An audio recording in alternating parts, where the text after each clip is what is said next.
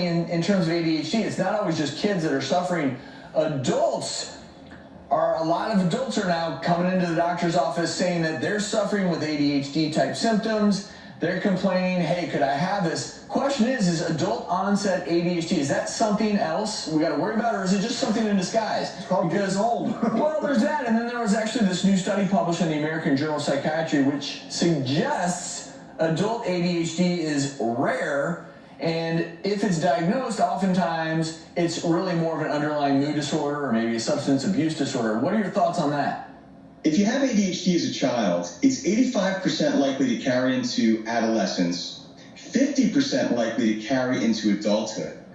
But what we saw in this one particular study was that in 2,000 people over 18 with ADHD, only 1/3 had ADHD symptoms in childhood. So this raises some questions here. Number one, first question is this true late onset ADHD? Number two, is it just persistent since childhood, but we didn't catch it? Or number three, is this something completely different entirely, some sort of cognitive issue that's not ADHD? How do you diagnose an adult with ADHD, and how do you diagnose a child with ADHD? Because some children are just a little more active than others. So how do you get a formal diagnosis?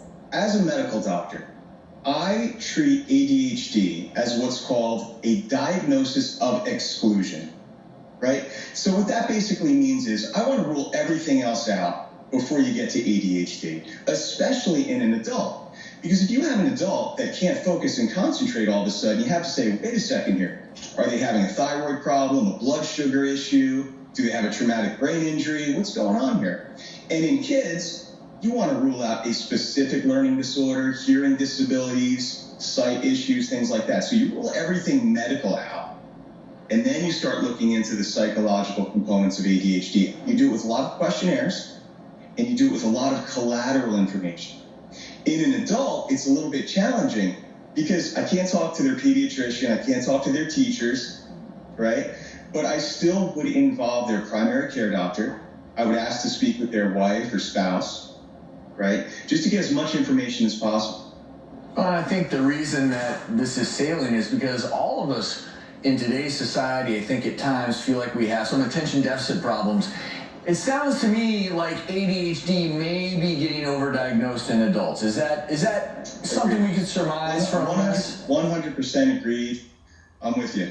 It's hard to be an adult, right? You have kids. It is hard to be an adult. I keep doing my crossword. We may just end up calling it ADHD, adult deficit, disorder, because we all have some elements of it. Dr. Spitali, thank you so much for being with us.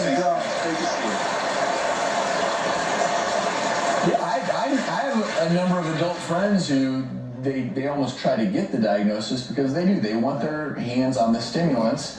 Let's not kid ourselves. These stimulants, they're stimulants. They are in the same vein. They're very different, but methamphetamine, cocaine, oh, doc gave me a script for them. Yay.